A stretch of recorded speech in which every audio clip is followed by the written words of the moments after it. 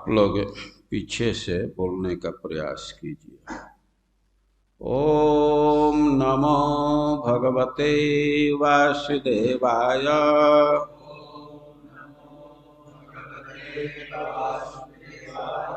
ओम नमो भगवते वासुदेवाय।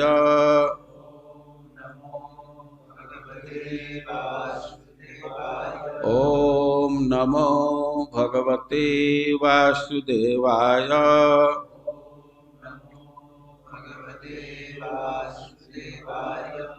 दुर्वासना सुदृढ़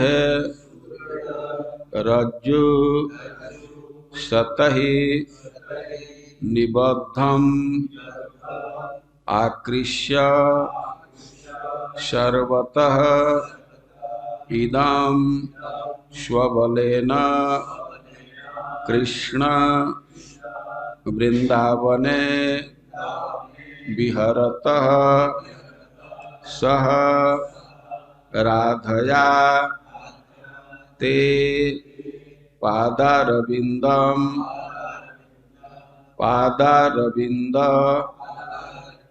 सविधम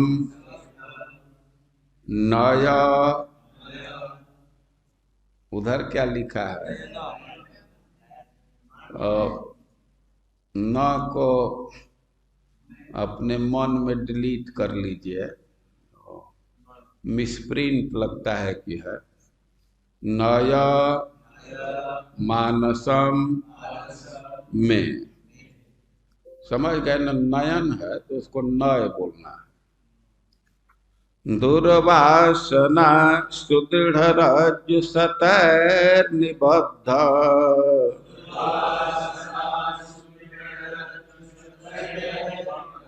माँ कृष्ण सर्वत इदं स्वबलेन कृष्ण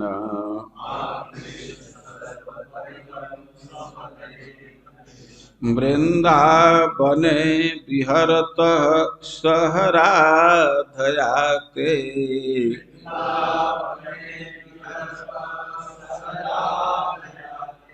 पादारविंद सविधम नयमानसं मे।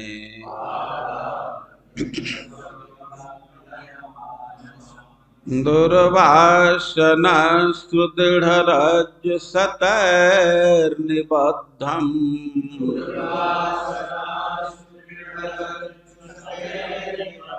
आकृष्य सर्वत इदं स्वबलेन कृष्ण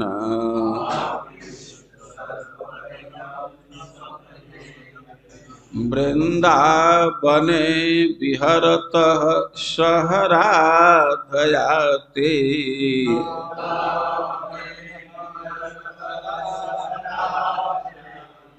पादारविंद सविधम नयमानसं मे।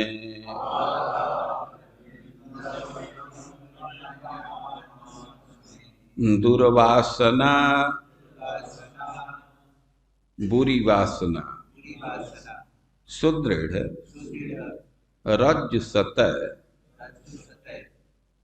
मजबूत, सैकड़ों सैकड़ों रस्सियों से निबद्ध निबद्धम बंधे हुए आकृष्य खींचकर सर्वतः सब जगह से इदम इसको स्वबलेन अपने बल से कृष्ण हे कृष्ण वृंदावन में विहरतः विहार करते हुए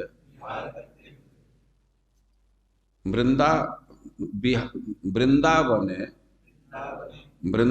में विहरतः जो विहार कर रहे हैं उनके साथ में राधा रानी के साथ ते वैसे आप पादारविंद चरण कमल सविधाम नजदीक नय लाइए मानसम मन को में मेरे। और इस श्लोक में एक प्रार्थना है। प्रार्थना का मुख्य वाक्यांश है कि मैं मानसम नय। मैं मतलब मेरा, मानस मतलब मन, और नय मतलब लाइए।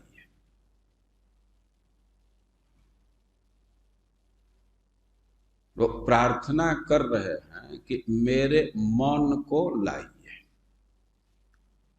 वो कहाँ लाना है? ते पादारविंद सविधा, अपने चरण कमल के नजदीक, उसके सानिध्य में। और उनका परिचय भी दे रहे हैं। आप कौन हैं? सह राधया वृंदावने विहरत। आप राधा रानी के साथ वृंदावन में विहार कर रहे हैं। वो राधा रानी के साथ विहार कर रहे हैं, जुगल जोड़ी है। और उन्हीं आप, वही आप अपने चरणों के नजदीक मेरे मन को लाइए। ये प्रार्थना है। अच्छा, मौन की क्या स्थिति है? तो कह रहे हैं कि दुर्वासना सुदृढ़ रज्जु सतैर निबद्ध। मन कैसा है? तो दुर्वासना रूप सैकड़ों सैकड़ों मजबूत रस्सी से बंधा हुआ। किसी चीज को खूब मजबूत रस्सी से कहीं बांध दीजिए, और उसको खींचने पर तो रस्सी टूटेगा नहीं, खींचना बहुत कठिन होगा। वो कह रहे हैं कि स्वबले न कृष्ण, हे कृष्ण, आप अपने बल से इसको खींच करके और अपने चरण कमल के नजदीक लाइए। तो मोटा मोटी अर्थ समझ में आ गया ना? अब इस श्लोक को प्रार्थना के स्वर में बोलिए। दुर्वासना सुदृढ़ रज्जु सतैर निबद्धम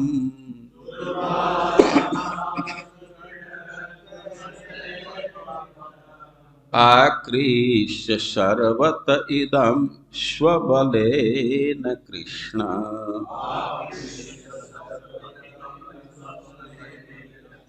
वृंदावने विहरतः सह राधया ते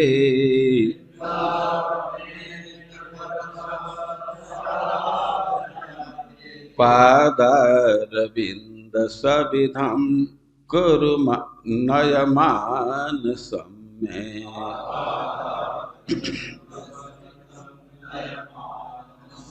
दुर्वासना सुदृढ़ रज्जु सतैर निबद्धम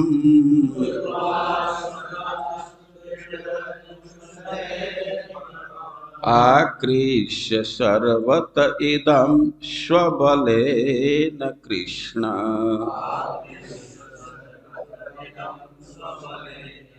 वृंदावने विहरतः सह राधया ते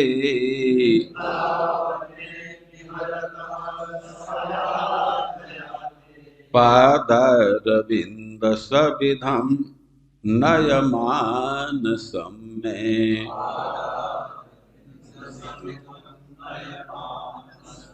बोलिए, आप लोग साथ में बोलिए।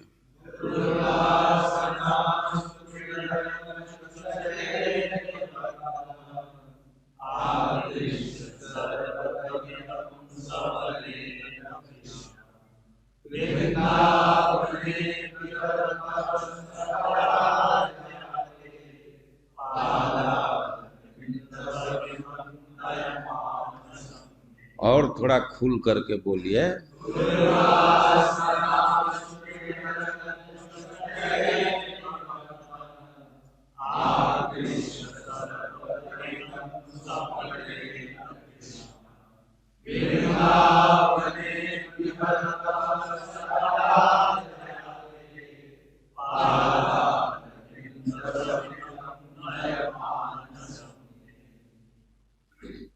ठीक।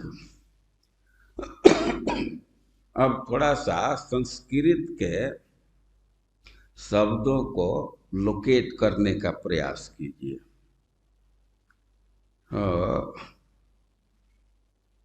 श्लोक के लास्ट में शब्द है मैं मतलब मेरा, माई।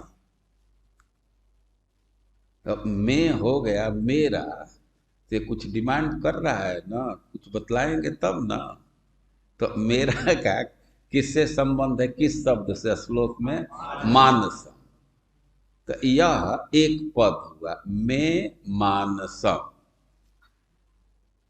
और इसमें क्रियापद क्या है? कोई भी श्लोक है, कोई भी वाक्य है, तो क्रियापद सबसे महत्वपूर्ण है। बिना क्रियापद के वाक्य पूरा होता ही नहीं है।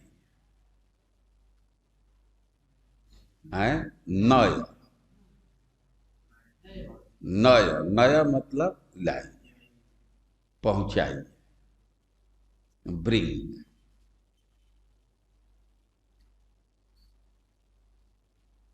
तो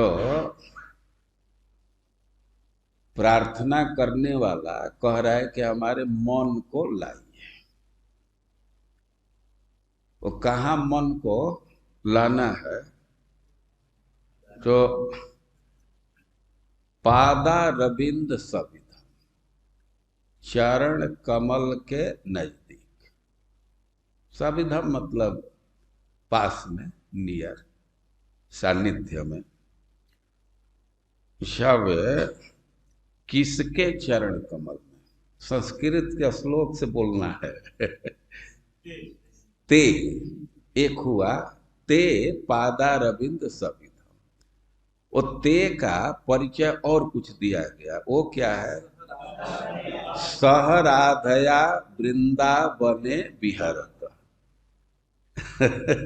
सहराधया वृंदावने विहरत ते पादारविंद सविध में मानसम न। अच्छा, ये मानसम के विषय में एक पद है, वो क्या है?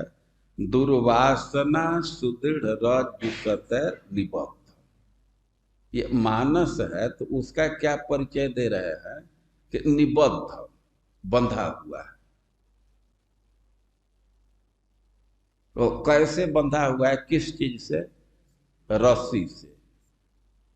कितना रस्सी का उल्लेख कर रहे हैं? सतई। सतई का क्या अर्थ होगा? सैकड़ों, मतलब कई एक सौ। सतई बहुवचन में दे दिए तो कम से कम 300 से तो अधिक ना। 200 से अधिक, 300 भी चलेगा। तो सैकड़ों रस्सी से बंधा हुआ है। रस्सी के विषय में क्या कह रहे हैं? सुदृढ़, खूब मजबूत रस्सी है। रस्सी बनाते हैं तो कोई कोई तो सुतरी है, वो पैकेट बांधने वाला तो आसानी से टूट जाता है।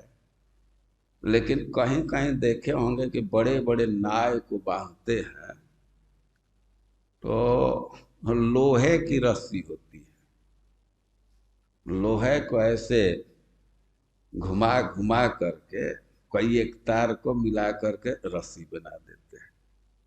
या पटुआ का भी रस्सी बनता है, तीन कलिया बनाते हैं, जैसे जनेऊ देख रहे हैं ना, तो एक में तीन है, फिर वो तीन का एक हुआ है। तो ऐसे ही जब बहुत रस्सी को मिला दिया जाता है तो उसको सुदृढ़ रज्जु कहेंगे। तो सुदृढ़ रज्जु एक नहीं कह रहे हैं, सैकड़ों सैकड़ों सुदृढ़ रज्जु। अरे भाई मौन तो सूक्ष्म है, इंद्रियों को ही आदमी नहीं देख पाता है, और मौन तो कहाँ है, कैसे कोई बांध दिया, रस्सी कैसे उसमें बांधेंगे। तो कह रहे हैं कि ये लोहे का रस्सी नहीं है, रस्सी क्या है, दुर्वासना। ये जो दुर्वासना रूप सैकड़ों सैकड़ों मजबूत रस्सी है, उससे मन बंधा हुआ। लेकिन प्रार्थना कर रहे हैं कि सर्वतः इदम आकृष्य, किधर भी कहीं भी बंधा हुआ है कई एक जगह पर, लेकिन सब जगह से खींच करके उनके स्वबल न, अब मन बंधा हुआ हमारी कुछ शक्ति नहीं है, अपने बल से इसको खींच करके, सब जगह से खींच करके, और वृंदावन में विहार करने वाले प्रिया प्रियतम के चरण जुगल में, चरण जुगल के नजदीक मन को लाइए। तो यह प्रार्थना है। भाई मन के विषय में कह रहे हैं कि बंधा हुआ सैकड़ों सैकड़ों दुर्वासना से। आप श्रीमद् भागवतम पढ़ेंगे तो एक प्रसिद्ध है वार्तालाप है रहुगण और जडभरत जी का। तो एकादशासन मनसो हिवृत्तय, एकादशासन मनसो हिवृत्तय, मन की 11 वृत्ति है, 5 कर्मेंद्रिय, 5 ज्ञानेन्द्रिय और 1 अहंकार, 11 वृत्ति। और इसके बाद कह रहे हैं कि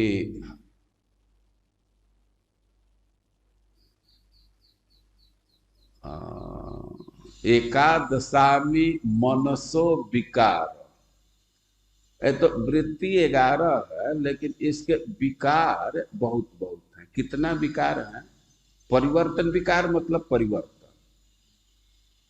अब 11 चीज है, लेकिन काल के प्रभाव से, काल के संयोग से, संस्कार के संयोग से, द्रव्य के संयोग से इसमें परिवर्तन कितना होता है, सहस्रशः, शतशः, कोटिशः। ये मन विषय को पा करके या संस्कार बस ये काल के प्रभाव से कितना कितना रूप ले लेता है, कितनी वृत्ति उभर जाती है, हजारों सैकड़ों करोड़। देखिए, अब इस बात को एक उदाहरण से थोड़ा समझने का प्रयास कीजिए। जैसे अब रस भोगने की इच्छा है, रस मतलब स्वाद लेने की इच्छा है, तो मन में वृत्ति जगती है ना, एक दिन सोयाबीन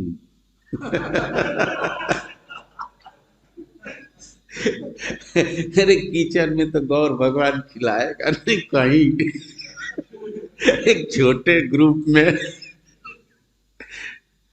हो एक वृत्ति, तब तक उसी में क्या आलू चाप कहते हैं जो तावा पर बनाते हैं। तो किसी दिन दही के लिए, जिलेबी के लिए, अरे क्या एक ही चीज बना रहे हो, कुछ परिवर्तन करो। तो देख रहे हैं ना, आकृष्ट हो रहा है ना। और बहुत लोग इसी में बंधे हुए। तो जैसे स्वाद के विषय में है, उसी तरह गंध के विषय में, स्पर्श के विषय में, स्पर्श का वेग तो बहुत प्रबल है, मन बंधा हुआ है, इसका स्पर्श करना चाहते, उसका स्पर्श करना चाहता है।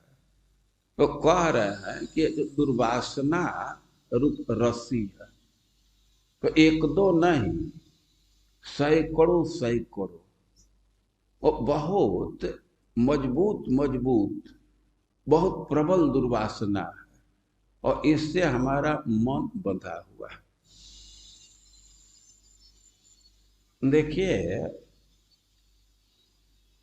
इस समय टेक्नोलॉजी विकसित हुआ है कि शरीर के गति को डिस्प्ले कर देते हैं, कितना बीट चल रहा है, प्रेशर कितना है, क्या क्या, वो आ जाता है स्क्रीन पर। लेकिन अभी मौन के वृत्ति को डिस्प्ले करने के लिए ऑपरेटर्स नहीं है। यदि उसका स्क्रीन पर पिक्चर आने लगे तब पर्दा खुल जाएगा।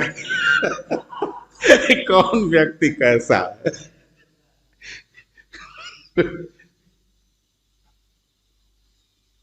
हम हाथ तो नहीं उठवाएंगे कि किसका मन बंधा है नहीं बंधा है, लेकिन आप लोग अपने मन के विषय में तो थोड़ा समझ ही सकते हैं ना कि कहाँ कहाँ बंधा हुआ है। लोग प्रश्न करते हैं, महाराज जॉब के समय मन दूसरा चीज सोचने लगता है, क्या कर। बैठे हैं जॉब करने के, लेकिन अब बैठ बंध गया है कहीं दूसरे जगह, अब वहां से आता ही नहीं है। तो यह समस्या है। देखिए, ब्रह्मचारी क्लास है, ये सबका अनुभव है कि मन कितना बंधा हुआ है, कैसे खींच जाता है। अरे मन ही नहीं खींच जाता है, बहुत बार शरीर को भी खींच लेता है। शरीर को खींच करके जहां नहीं जाना चाहिए वहां पहुंचा देता है। जो बंधा हुआ है वो कभी कभी तब सतोगुण आता है या भक्ति की वृत्ति आती है, तो निर्णय यही बुद्धि करती है कि ये सब तो बेकार है, उधर सुख नहीं है। जब का सुख मिलता है तो उस समय लगता है कि इसी सुख का आस्वादन किया जाए, लेकिन टिकता तो नहीं है, चंचल है। तो प्रयास भी व्यक्ति करता है, बार बार संकल्प मन में आता है कि अब स्पर्श इंद्रियों को सुख नहीं देना है, अब टच नहीं करना है, कोई रूप नहीं देखना है।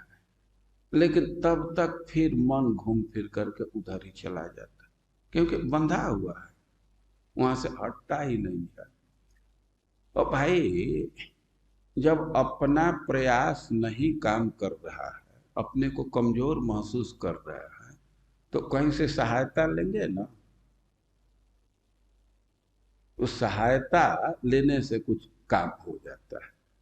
देवताओं को अमृत निकालना था, कठिन कार्य लग रहा था, उनको लग रहा था कि हम सक्षम नहीं होंगे, तो दैत्यों से सहायता ले ली। और जो साधक हैं तो सबसे बड़ा सहायता की खोज करते हैं। जहां मन की बात आती है तो धर्मसार प्रभु हैं, पुजारी विभाग में है ना। एक बार वो गए थे महाराज के पास, गुरु महाराज के पास। उनका वाक्य है, महाराज यहाँ वृंदावन में भी माया है।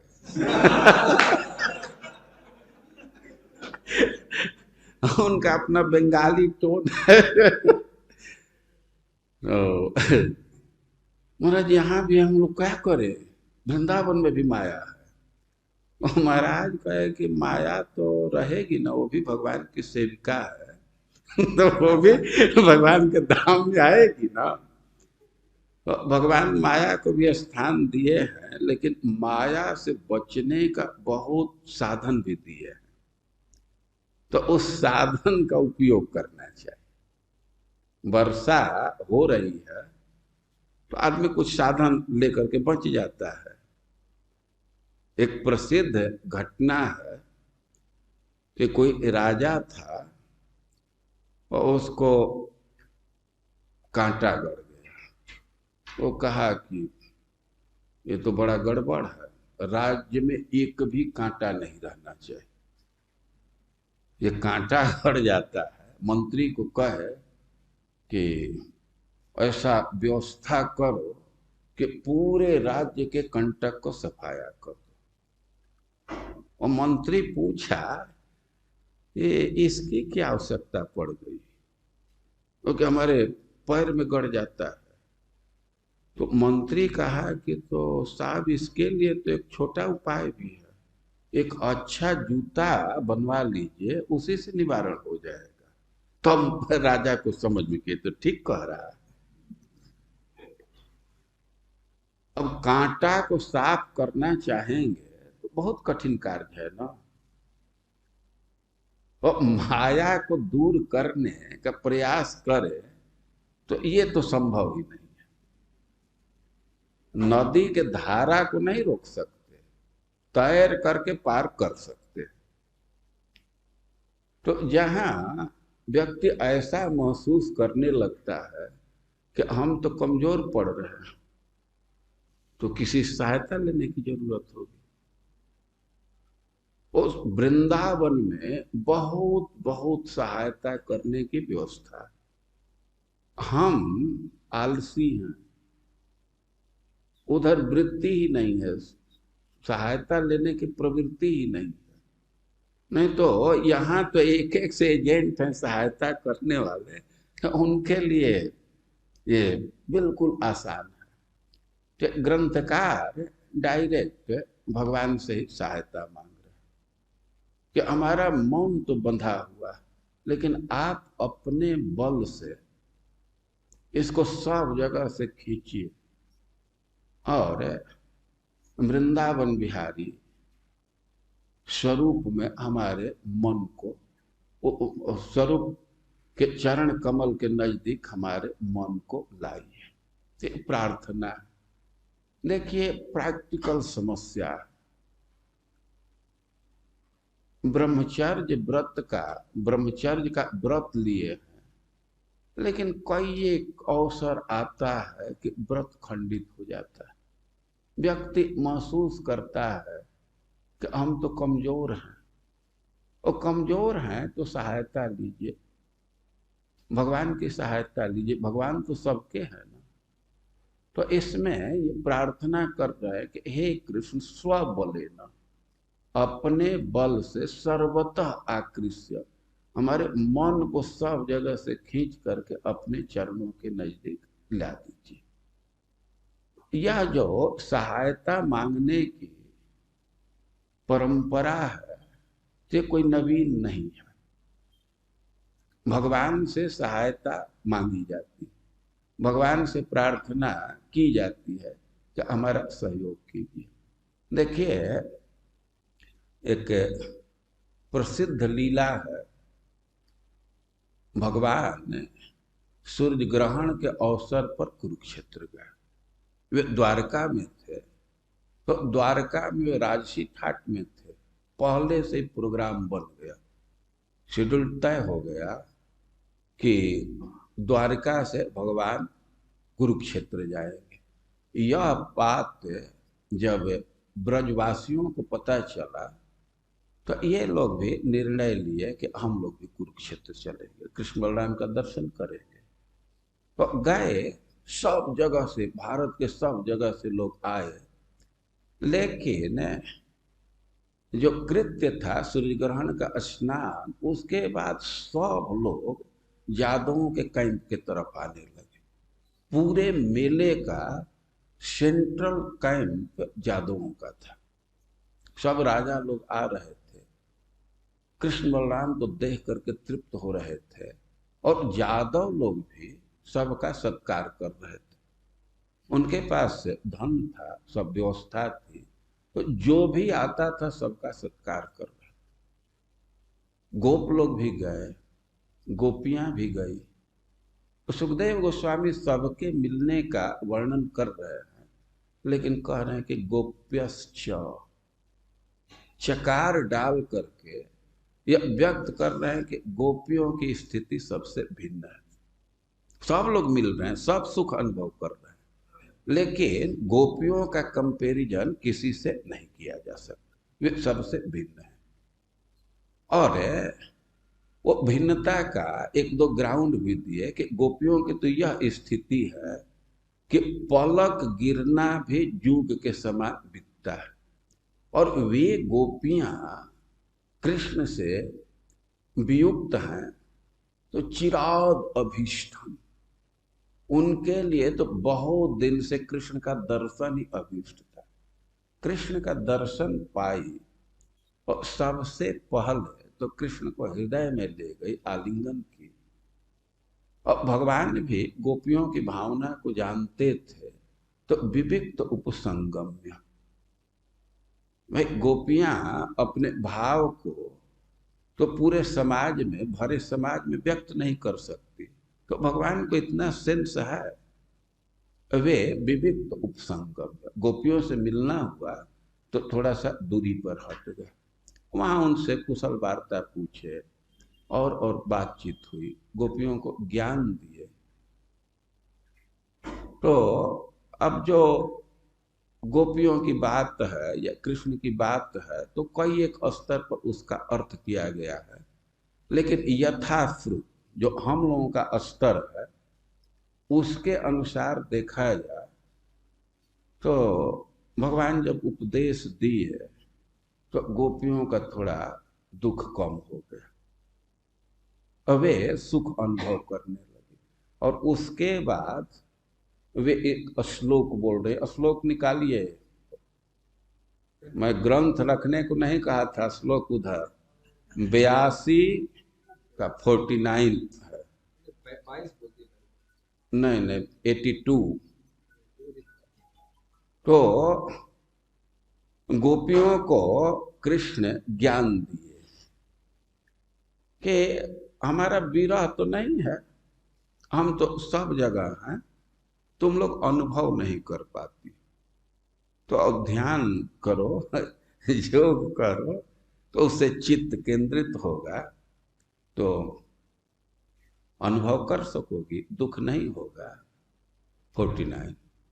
तो गोपियां का अज्ञान ध्वस्त हो गया और कह रहे हैं कि आहुश्च, गोपियां बोली थी। तो गोपियां क्या बोल रही हैं, थोड़ा आप लोग भी पीछे से प्रयास कीजिए, पीछे से क्या साथ में ही। आहुश्चते नलिन नाभ पदारविंदम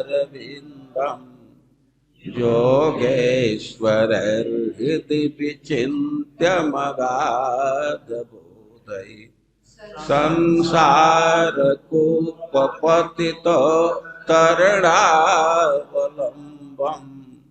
गेहं जुषामपि मनस्सुधियात् सदा। फिर से एक बार, आहुश्चते नलिन नाभ पदारविंदम योगेश्वर हृदय विचिन्त्य मगाध बोधई संसार कूपपतितो तरणावलंबम गेहं जुषामपि मनस्। तो देखिए इसका वास्तविक अर्थ दूसरा है, उसको चैतन्य महाप्रभु आस्वादन किए हैं, चैतन्य चरितामृत में दिया गया है, तो हम वास्तविक अर्थ की चर्चा नहीं करेंगे, यथाश्रुत अर्थ कहते हैं। गोपियों की क्या भावना है, उनका क्या स्तर है, तो उस स्तर से एक अर्थ किया गया है, और एक अर्थ हम लोगों के स्तर का है, तो हम अपने स्तर के ही अर्थ को यहाँ प्रस्तुत करने का प्रयास करेंगे। जैसे श्लोक आप देखिए, आहुश्च, कृष्ण से मिल करके बातचीत करके वे सुखी हुई और बोली भी। तो यह कोरस है, कोरस कहते हैं एक साथ बोलते हैं, लेकिन फिर भी राधा रानी का स्वर प्रधान। तो क्या कह रही हैं कि आहुश्चते नलिन नाभ पदारविंद, हे नलिन नाभ, ते पदा रविंदम, आपका चरण कमल। और चरण कमल के दो दो तीन विशेषण दे रही है। अगाध बोध है योगेश्वर हृदय विचिंत्य। अगाध बोध है जिनके ज्ञान का कोई था ही नहीं। ऐसे जो योगेश्वर हैं वे लोग अपने हृदय में इसका चिंतन करते, खूब भावपूर्वक इसका चिंतन करते। तो ये तो योगियों के लिए है। और संसार कूप पतितो तरणावलंब, जो जन्म मृत्यु में पड़ गए, जन्म मृत्यु रूप कुआं में गिर गए हैं, तो उसके लिए, उसे निकलने के लिए, ऊपर आने के लिए एकमात्र अवलंबन। देखिए, कोई कुआं में गिर गया तो कुआं में कुआं से बिना सहायता का नहीं निकल सकता। कुछ सहायता लेने पर, रस्सी का, बांस का, कुछ सहायता लेंगे तभी ऊपर आ पाएंगे। कोई है आप लोगों में ऐसा कॉन्फिडेंस रखता है कि कुआं से बिना सहायता के ऊपर आ जाएंगे? तो कह रहे हैं कि जो संसार कूप में पड़े हैं, तो उसके लिए एकमात्र अवलंबन आपका चरण। जब तक भगवान के चरण का कोई आश्रय नहीं लेगा, तब तक माया को पार नहीं कर सकता, जन्म मृत्यु से मुक्ति नहीं पा सकता। कह रहे हैं कि संसार कूप पतितो तरणावलंब, ऐसे आपके चरण कमल हैं। गेहम जुसाम अपि मनसी उदियात सदा। तो कह रहे हैं कि हम लोग तो यहाँ हैं, आपके दर्शन पा करके आनंद अनुभव कर रहे हैं, लेकिन अभी तो हम अपने घर गृहस्थी में जाएंगे। तो गेहम जुसाम, अपने घर में भी चली जाए, काम धाम में लग जाए, तो न मनसी उदियात, हमारे मन में यह आपका चरण कमल उदित होता रहे, स्फुरित होता रहे। तो कृष्ण से प्रार्थना करें कि आप ही व्यवस्था की, आप कृपा कीजिए कि हम घर गृहस्थी में पड़ जाए, फिर भी हमारे मन में आपके चरण कमल उदित होता रहे। और कृष्ण से सहायता की मांग की जाती है। भक्ति में सबसे बड़े सहायक वे हैं। तो ये परंपरा है। तो वृंदावन में जो वास कर रहे हैं, वे भी कृष्ण से सहायता की मांग कर रहे हैं। क्या मांग कर रहे हैं? कि हमारा मन तो दुर्वासना से बंधा हुआ, भरा हुआ, उधर ही खींच रहा, लेकिन आप अपने बल से उसको सब जगह से खींच करके और अपने चरणों के नजदीक लाइए। भक्त लोग मांग करते। एक भक्त हुए हैं तुलसीदास जी, तो वे श्लोक, एक श्लोक में कहते हैं कि वैसे वो प्रारंभ, नान्या स्पृहा रघुपते हृदय स्मदीये, सत्यम बदामि च भवान अखिलांतरात्मा। कह रहे हैं कि हे नाथ, हमारे हृदय में दूसरी कोई अभिलाषा नहीं है। और कह रहे हैं कि सत्यम बदामि, मैं सत्य बोल रहा हूं, अब कोई दूसरा ऑप्शन भी नहीं है।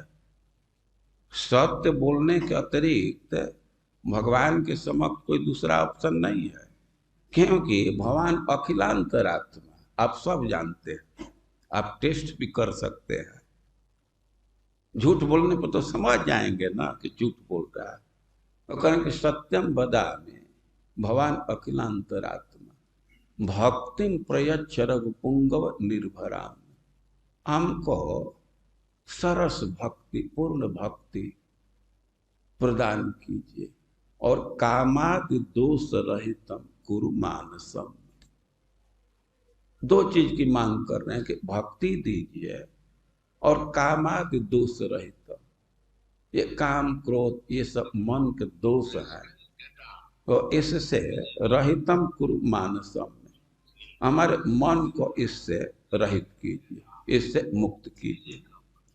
तो भक्त लोग प्रार्थना करते हैं, ये परंपरा रही है। लेकिन एक चीज है ध्यान देने की है कि सत्यम वदामि, हम सत्य बोल रहे हैं। अब हम लोगों के सामने यही कठिनाई है। अब श्लोक बोले तो सत्य बोलना चाहिए ना, ये इच्छा भी होनी चाहिए ना कि हम मजबूरी महसूस कर रहे हैं तो हमारे मन को खींच करके अपने चरण के नजदीक लाए। कठिनाई क्या है, ये सोचते हैं कि अरे वहां से मत खींचिएगा कुछ रिजर्व क्षेत्र रखते हैं।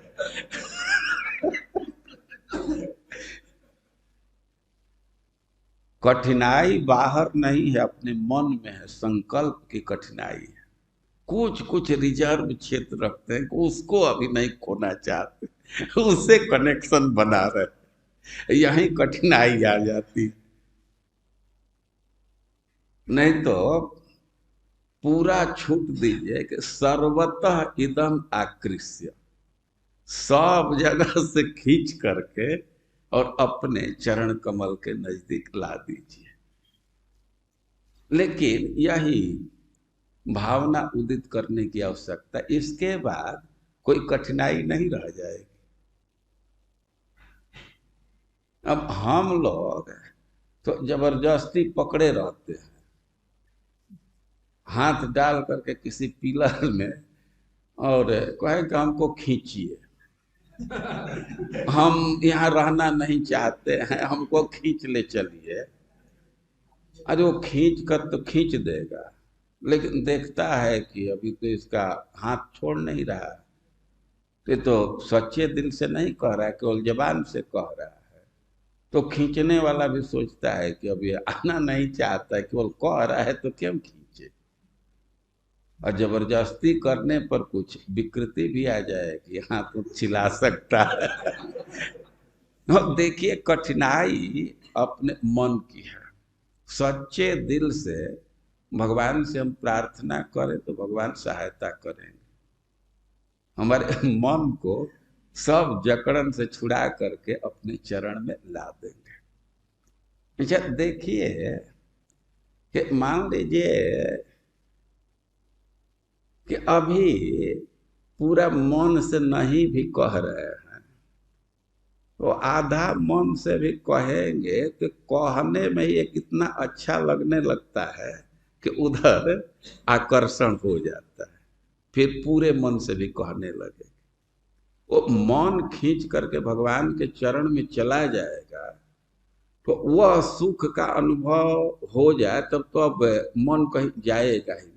यदि उस लक्ष्य तक नहीं पहुंच रहे हैं, थोड़ा मन का गा करके प्रार्थना कर दिए तो गाने में ही एक इतना सुख शांति है कि अनुभव होने लगता है, तब तो सच्चे दिल से प्रार्थना कर देना चाहिए। तो श्लोक को आत्मसात करना चाहिए, इस पर विचार करना चाहिए और अवसर पा करके गुनगुनाते रहना चाहिए।